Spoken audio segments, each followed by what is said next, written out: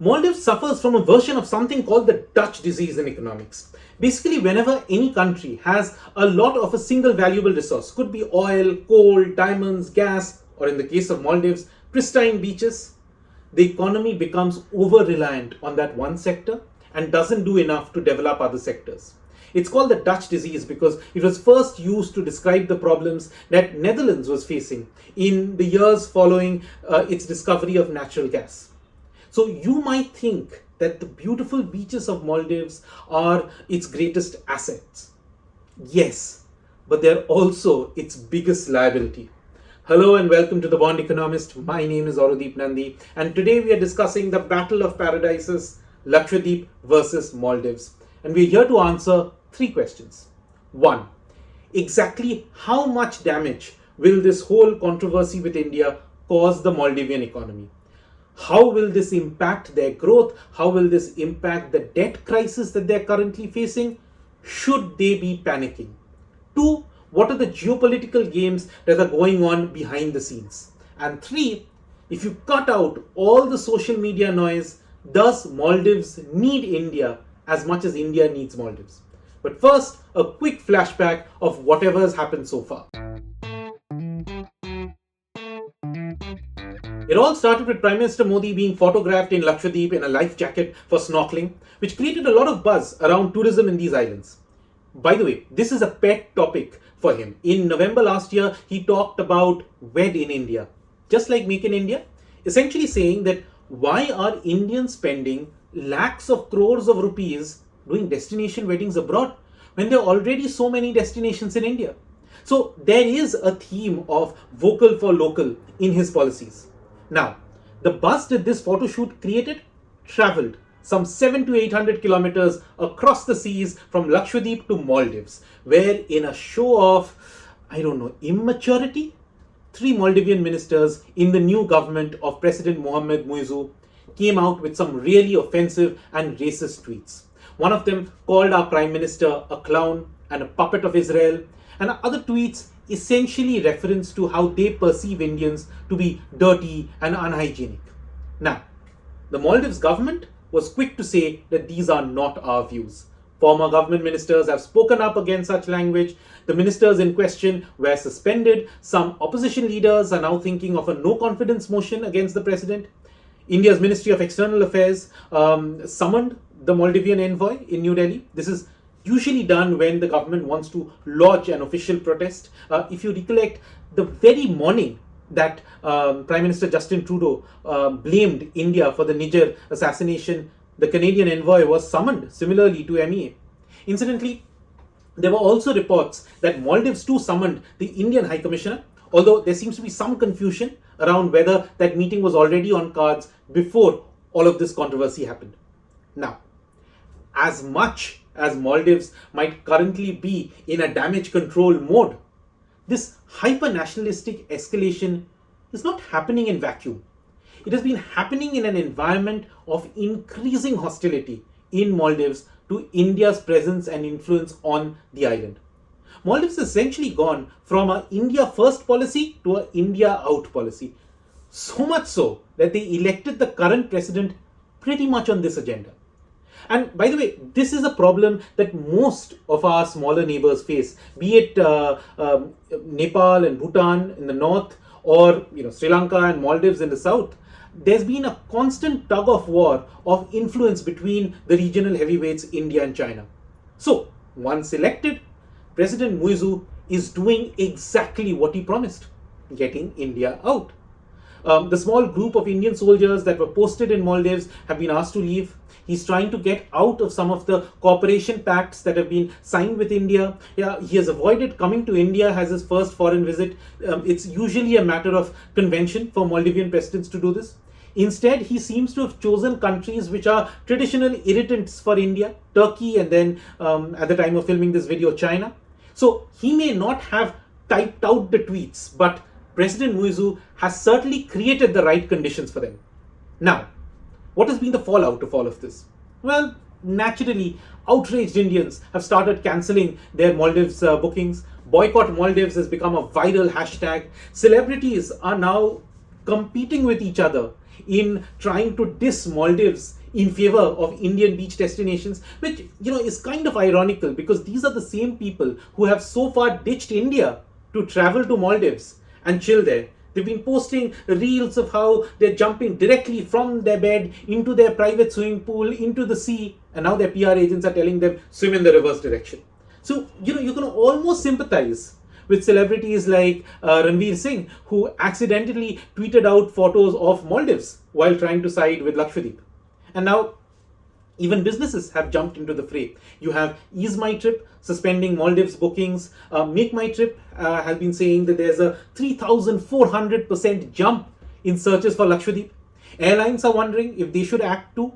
And yes, for every person who's cancelling their Maldives booking, there's probably 10 more that are quietly telling themselves that it's too late or too expensive to cancel.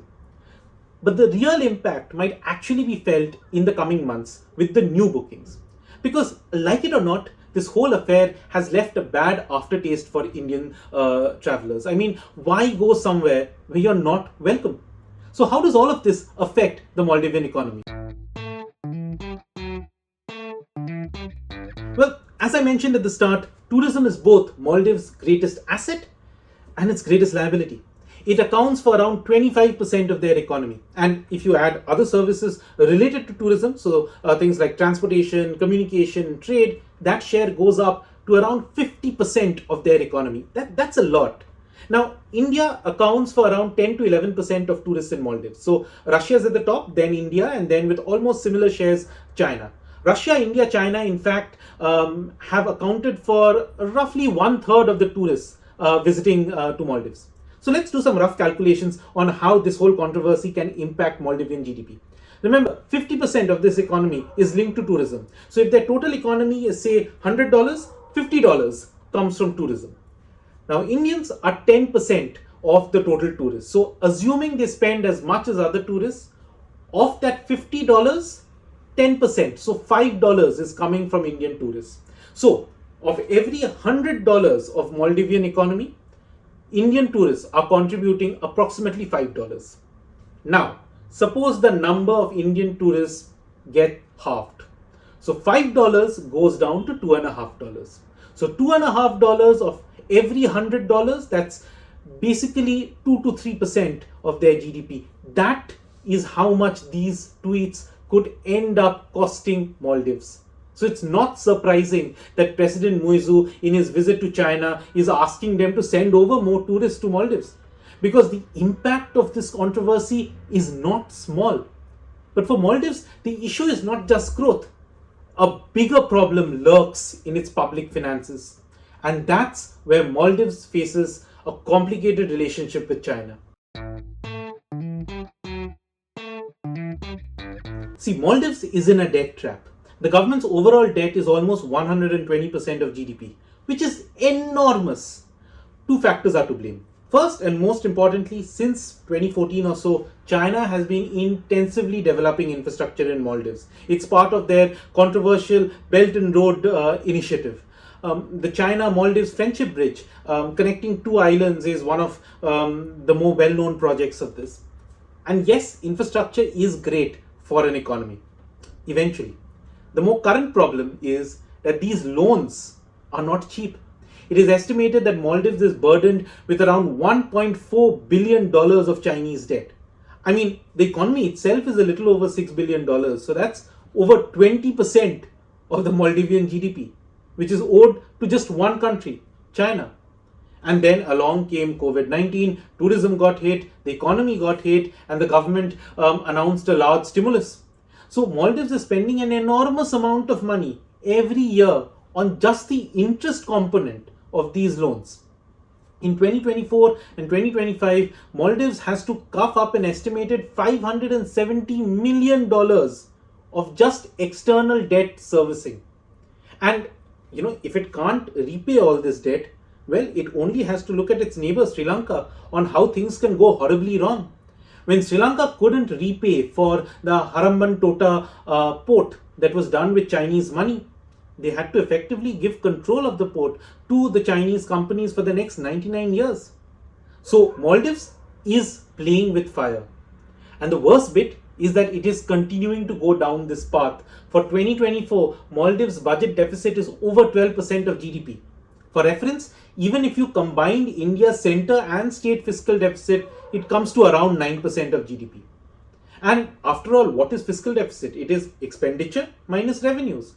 How do you fund this deficit? By borrowing. So not only are you sitting on an enormous pile of debt, but you're also continuing to borrow unsustainably every year to run your country. And on the top of this, if the Chinese are now invited to build more infrastructure projects at President Muizu's invitation, Maldives risks getting even more sucked into this debt trap. Now, India has been trying to help Maldives get out of this trap in two ways, actively and passively. Passively is when Indian tourists go to Maldives. It boosts their tourism GST collections.